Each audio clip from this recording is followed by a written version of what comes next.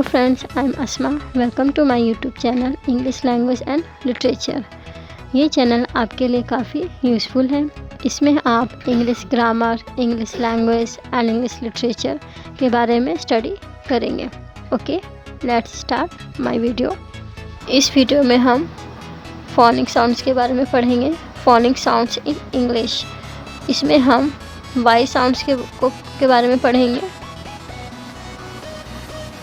Y हमारा vowel, Y हमारा consonant और वॉवल दोनों हैं।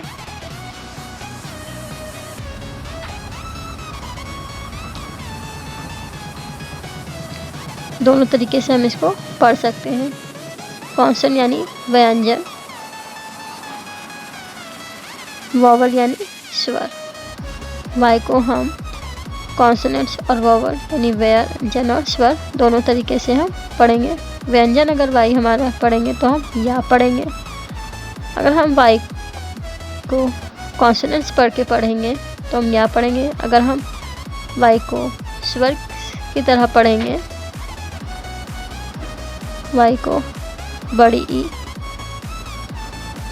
और आई, ये जैसे या, ये व्यंजन है हमारा। जब व्यंजन का साउंड देगा वाई ई एस, यानी कोई भी स्पेलिंग जब वाई से शुरू हो तो या पढ़ा है हमने इसको yes. Y E T, yet. Y से शुरू हो रही है दोनों, या पढ़ा है Y I E L D. ये भी वाई से शुरू हो रही है, क्या पढ़ेंगे ईल्ड। इसमें हमने या का साउंड लिया है जो एक कॉन्सोनेंट है। जब हम वॉवल पढ़ेंगे यानी बड़ी ई, बी ए बी वाई, यानी जब हमारे वर्ड के अंत में वाई हो तो हम इसमें बड़ी ई पढ़ेंगे और इससे पहले हमारा कॉन्सोनेंट भी होगा, फिर वॉवल होगा। जैसे बे बी, हमने बड़ी की साउंड पढ़ा है सी ओ पी वाई। वाई है इसलिए कॉ पी। वाई से पहले पी है, फिर ओ है। पी कॉन्सोनेंट है, ओ हमारा वॉवल है।